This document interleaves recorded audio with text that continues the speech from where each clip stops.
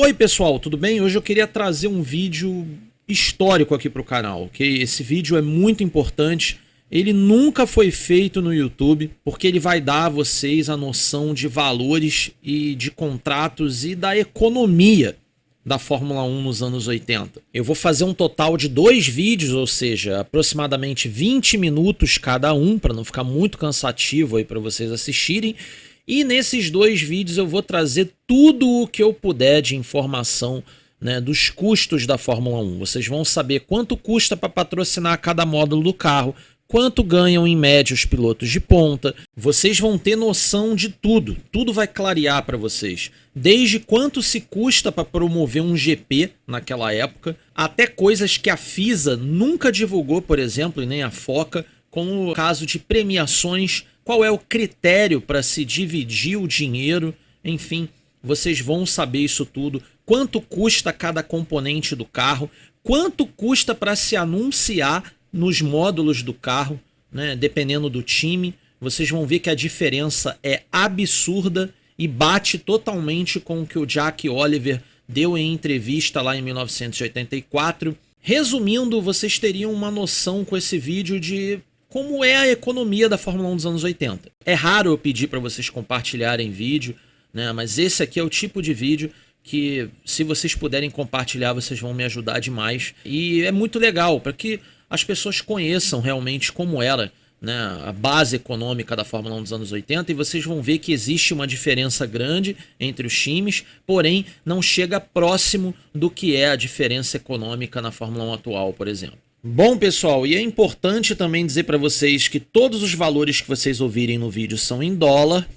É importante também dar a vocês um valor que a inflação do dólar acumulada de 1985 para cá é de 2,66 e de 1980 para cá é de 3. Então, se vocês multiplicarem qualquer valor do vídeo por 3, vocês vão ter aí uma ideia aproximada, né, do que vale esse dinheiro hoje, né? Porém, vocês vão perceber que a Fórmula 1 inflacionou muito mais do que o dólar. Tudo na Fórmula 1 é muito mais caro, tornou-se muito mais caro do que nos anos 80. Bom, pessoal, e já vamos aí pelo preço do carro, né? Quanto custa para você anunciar na Fórmula 1 em 1985?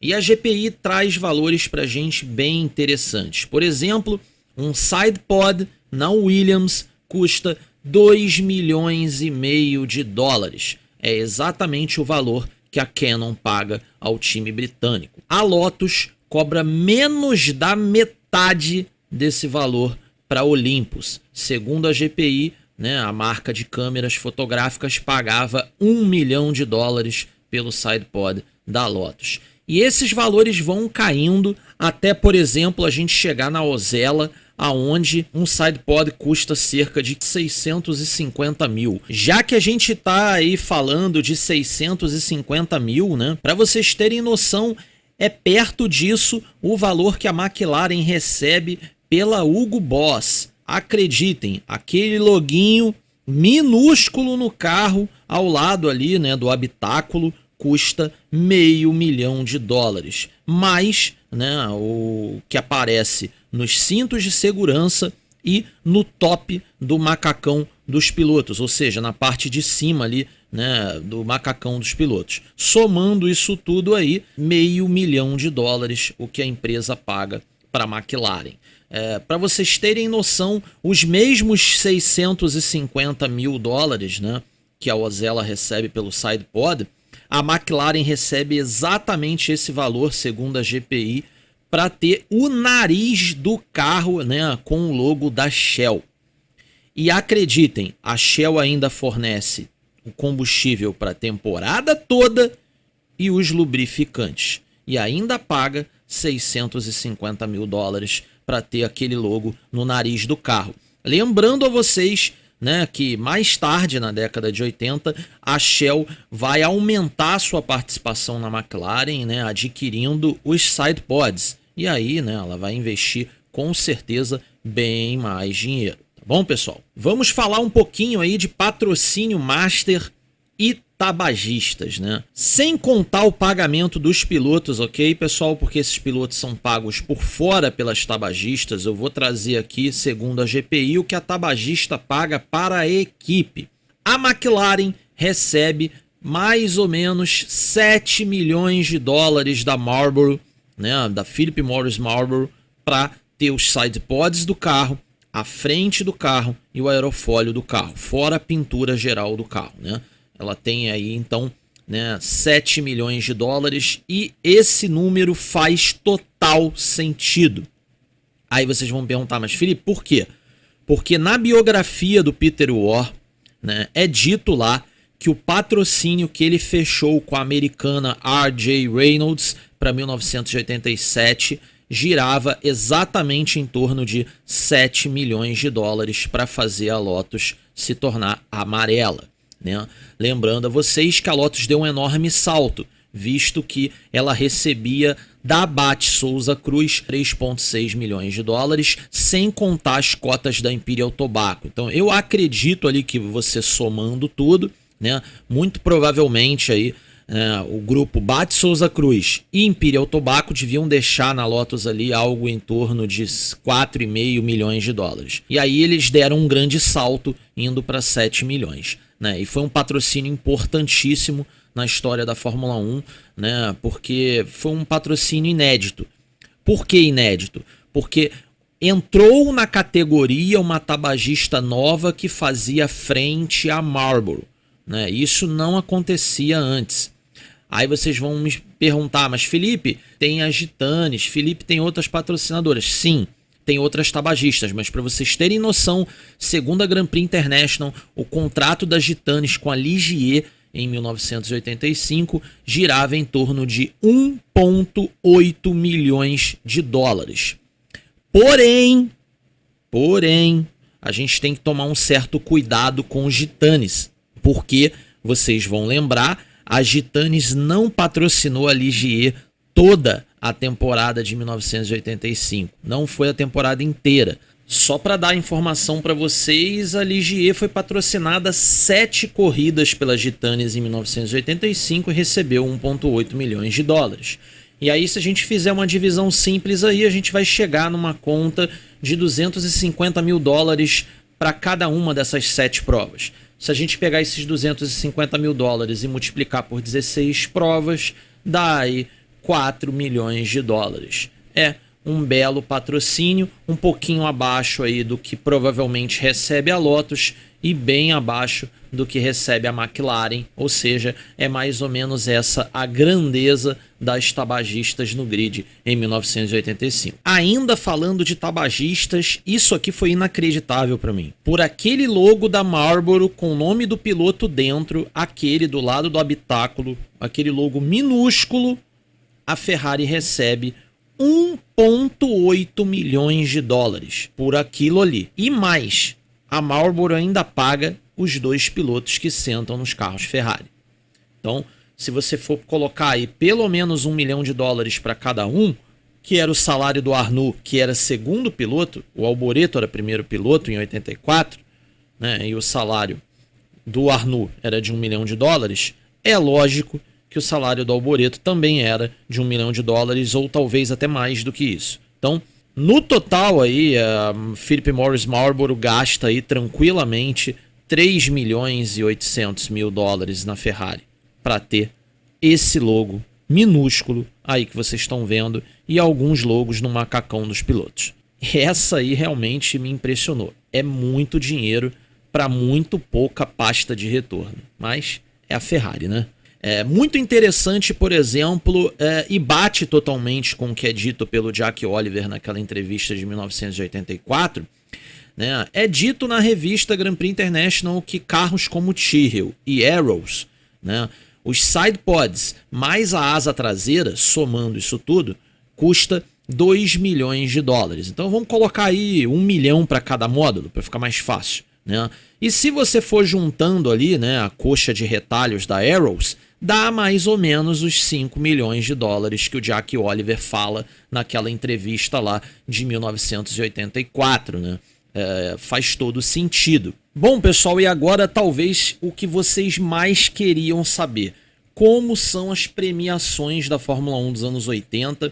E muito do que é feito, alguma coisa lembra o que vocês já estão acostumados com a Fórmula Indy, que divulga mais esse tipo de coisa. Então vamos lá. A primeira coisa que a GPI conta pra gente é que a premiação ela é dividida em 4 partes. E tudo vai depender do valor que a FOCA conseguir com os organizadores do GP. Então é melhor a gente explicar primeiro quanto custa um GP. Eles explicam que da década de 70 até a década de 80, o valor foi multiplicado quase que por 10. Então, o que acontece? Um GP custava algo em torno de 100, 120, 170 mil dólares. Dependendo de se fosse um lugar mais distante, mais complexo para a operação acontecer. Num lugar normal, né, um pouco menos, enfim, vocês já estão acostumados com isso. Na década de 80, esses valores foram subindo, chegaram na esfera ali, né, de um GP médio europeu, 1 milhão de dólares. Eles ainda falam, em 84 a maioria dos GPs chegou na casa de 1.100, porém a gente tem os GPs especiais que a gente sabe que a taxa foi bem maior que isso, exemplo, o GP de Dallas, né? Como funciona então? Primeiro a gente tem que entender o GP em si, né? Vamos trabalhar com esse número de 1 milhão de dólares, porque é o número que a GPI trabalha. Então vamos trabalhar com ele. O que acontece? 8% dessa taxa fica retida para casos de emergência. 50% dessa taxa também é pago, né, antes da prova, bem antes, quando o contrato é firmado entre a FOCA e os organizadores. Né, metade dessa taxa é paga, ou seja, 500 mil dólares. E aí, desses 500 mil, são retidos os 8% que eu falei para vocês. Para que serve esses 8%? Se o GP tiver baixo número de espectadores, né, se tiver algum problema grave no GP, ou se durante o final de semana algum tipo de reforma for necessária para segurança. E aí a FOCA toca esse dinheiro, vamos dizer assim. Ela, enfim, ela resolve, porque ela não tem como ter a garantia de que os organizadores vão querer colocar mais dinheiro. Então já fica acordado ali entre a FOCA, né, e todo mundo da Fórmula 1 que para segurança você então reserva 8%. Ou, como eu disse, para segurança dos promotores, para que mantenha a relação promotores e FOCA saudável. Vou dar um exemplo para vocês, né? A revista diz que foi usado essa reserva, por exemplo, no GP de Paul Ricard de 1985, né? Tanto para fazer algumas coisinhas no circuito, quanto também para os promotores, porque o público não foi a expectativa dos promotores. Ou seja, para ajudá-los a empatar, vamos dizer assim, o que foi gasto e o que foi arrecadado. É uma forma de ajudá-los. Então, esqueçam esses 8%, ok? Metade do dinheiro, então, é depositado no banco Barclays, ok? Em Reading, na Inglaterra. Ou seja, eles pagam impostos, sim, normalmente. A Fórmula 1 não trabalha, pelo menos ali em 1985, com paraísos fiscais. Beleza. Voltando, a outra metade é paga no dia seguinte após a corrida. Esse é o regulamento que o Bernie Eccleston impõe a todos os promotores da Fórmula 1. Baseado num GP de 1 milhão de dólares, as premiações são divididas em 5 partes. Vocês vão entender, é um pouco complexo. A primeira parte delas é o qualifying. E sim, o qualifying vale dinheiro e ele premia do primeiro ao 20º. Ou seja, ele não premia o grid todo, né? Aquela galera que fica lutando lá atrás para entrar nas 26 vagas, né, do 21º ao 26º, essa galera não recebe um tostão. Então, como é que funciona? O primeiro colocado, pole position, além de ganhar a Vespinha de prata, que deve valer um belo dinheiro, né, ele ganha também 18.400 dólares. Lembrando a vocês, isso num GP de 1 milhão de dólares.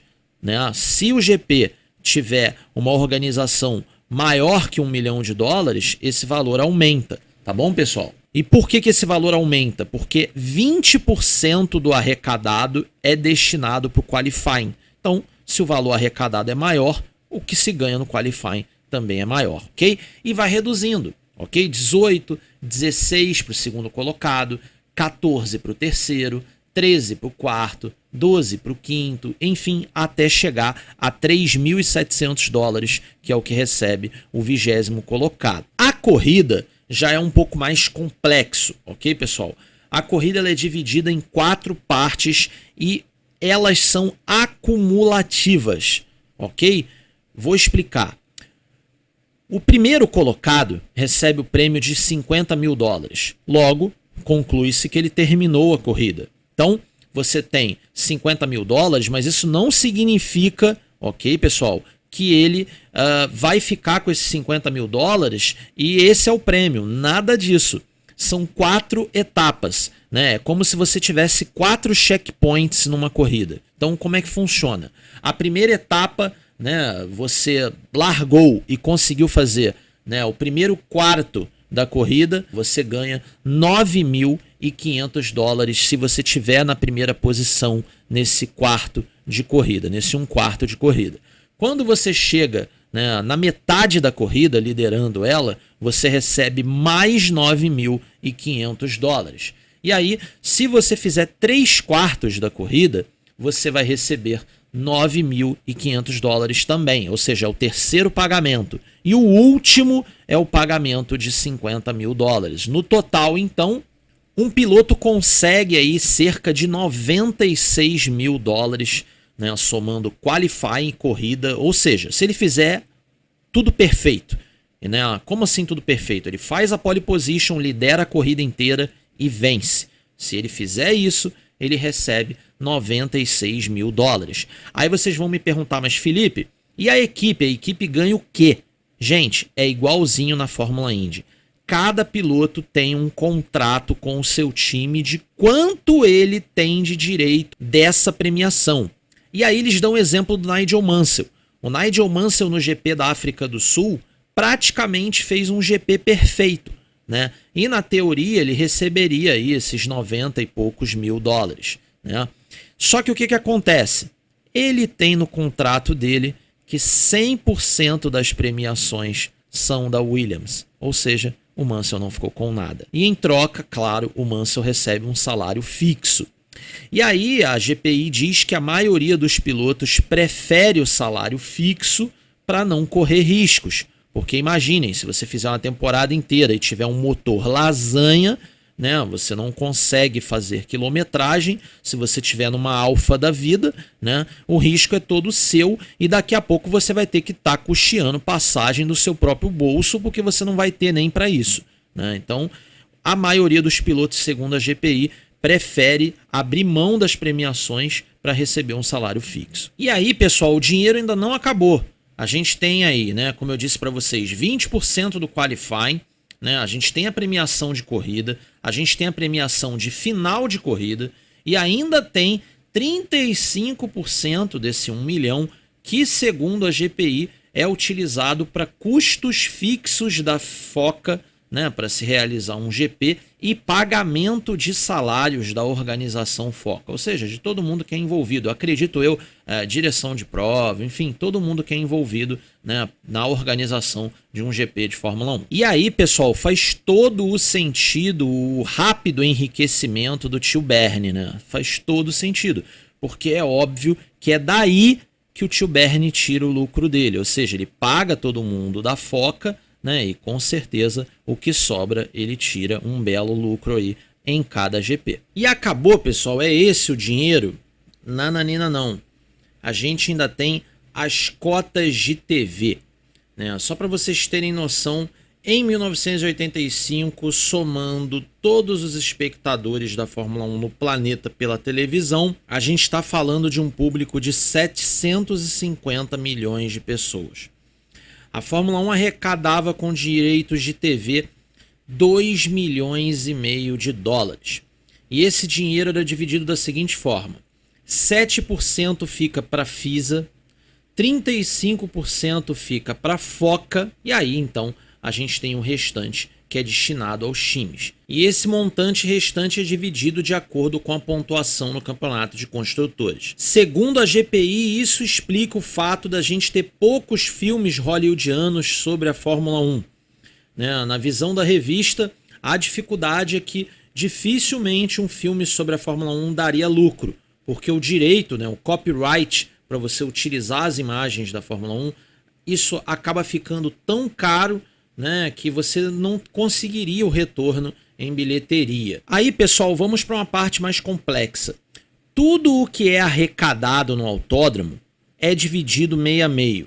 Parte é com quem vende, metade fica com a FOCA. Ou seja, você monta lá um quiosque e está vendendo bebidas. Metade do que você lucrar fica com a FOCA. Camisas, miniaturas, não importa. O que você trabalhar vendendo no autódromo, metade fica para a FOCA. E aí, segundo a revista, a FOCA usa esse dinheiro para pagar seguranças, para tudo que eu falei para vocês. Ela usa para ajudar naqueles 35% que fica para ela, para que ela pague direção de prova, para que ela pague segurança, para que ela pague despesas com os marshals, não necessariamente salário, mas elas têm que pagar ali a estadia dos marshals, a alimentação deles, etc. e tal. Tudo isso fica a cargo da FOCA, ela que paga isso tudo. E aí como é que funciona? Alguns GPs, eles conseguem fechar num pequeno lucro ou até no 0 a 0, E aí eles dão exemplo, por exemplo, de Hockenheim, o GP Brasil, o GP de Dijon, eles conseguem se dar bem nesse serviço aí de vender artigos dentro do autódromo. Em alguns outros GPs a coisa já complica um pouco mais, porque os custos são mais altos e aí a conta não fecha, E aí eles dão exemplo de Nürburgring, enfim, os custos são maiores e aí eles acabam tendo de entrar nesses 8%. É muito interessante. Esses 8% que eu disse para vocês que era o fundo de emergência para os organizadores da prova, às vezes é a própria FOCA que entra nesses 8%, porque ela tem que pagar um monte de coisa e às vezes não dá, a conta não fecha. E as famosas taxas de transporte, pessoal? Bom, essas taxas, segundo a GPI, elas são pagas para as equipes FOCA e não FOCA, não importa, Essa é a informação da revista. Bom, o ponto é que todas as corridas fora do cenário europeu, fica a cargo dos organizadores pagar as despesas de transporte de todos os times. Essa é a informação da GPI. Aí eles pegam e dizem assim, às vezes uma terceira parte, uma terceira via entra no processo colaborando com ele, ou seja, uma terceira fonte de dinheiro. Uma prefeitura, enfim, um governo estadual ou federal de algum país, alguma coisa nesse sentido. Às vezes entra uma terceira via aí de fonte de renda. E aí, pessoal, essa terceira via, às vezes ela lucra com turismo local, alguma coisa nesse sentido. Por isso, por exemplo, que todos os GPs nos Estados Unidos na década de 80 eram em circuitos de rua. Essa informação eu já até dei aqui no canal. O Danny Jenkinson dá essa informação em 1984, explicando que a taxa que é cobrada pelo Bernie é tão alta nos GPs americanos que fica impossível você ter lucro num autódromo. E que nos Estados Unidos os autódromos ou eram em lugares muito afastados ou eles não tinham condições de receber o número de espectadores necessário para fazer a prova dar lucro. Então, dessa forma, as corridas tinham que ser urbanas, organizadas aí, por um pacto público-privado, ou seja, você ter prefeitura e você ter também, enfim, empresários para fazer essa prova e dessa forma lucrar no todo, lucrar no turismo, lucrar no todo da cidade, no consumo da cidade que vai aumentar, enfim, no turismo que vai crescer. Então é mais ou menos esse aí o raciocínio econômico das corridas caça-níqueis dos anos 80, que eram nos Estados Unidos. Hoje vocês sabem onde é, a maioria delas aí no mundo árabe, em lugares exóticos, etc. e tal. Eu espero que vocês tenham gostado do vídeo. Na semana que vem a gente vai trabalhar o orçamento das equipes, é isso mesmo, eu vou trazer para vocês uma média de orçamento dos times, Vou fazer uma comparação aí de inflação do dólar de 1980 para cá e a inflação da Fórmula 1 de 1980 para cá, e vocês vão perceber que a Fórmula 1 inflacionou o dobro do dólar. Mas enfim, eu vou explicar isso para vocês. Vocês vão ver também que o mercado de pilotos inflacionou muito mais ainda do que o dobro do dólar, né? Eu vou explicar isso para vocês. Vocês vão descobrir quanto custa cada parte do carro, quanto custa, por exemplo, um corpo de engenharia da Fórmula 1 de top nível. Tem uma bomba gigantesca histórica que eu descobri. Vocês vão descobrir na semana que vem como que a Benetton comprou a Toleman e o que a BMW e a Hart tem a ver com isso. E tem a ver com valores de motor e permutas. Como assim permutas? Né? Você fazer o partnership e você ter desconto nos motores. A Toleman entrou num precipício que ela não tinha como sair. O Ted Toleman foi meio que obrigado a vender a equipe. Vocês vão descobrir essa história na semana que vem. E tudo isso tem a ver com a economia da Fórmula 1 e motores. Vocês vão ver que o impacto no orçamento de um time, né, o impacto do custo dos motores é altíssimo. E isso gera um monte de protestos de donos de equipe, né, principalmente Ken Tyrrell, Guy Ligier, que sempre foram contra a era turbo. A era turbo tornou a Fórmula 1 doente, vamos dizer assim, nos anos 80. Ela não estava economicamente saudável. Muita coisa interessante ainda tenho para passar para vocês a respeito de valores, né? Algumas coisas aqui a respeito de permuta, enfim, tem um monte de informações ainda que eu preciso trazer para vocês nessa segunda parte que também vai ter 20 minutos, ok, pessoal? Então, até semana que vem, sexta-feira, 7h30 da noite, ainda tenho muitas informações a respeito dessa questão financeira da Fórmula 1 para trazer para vocês, então até lá.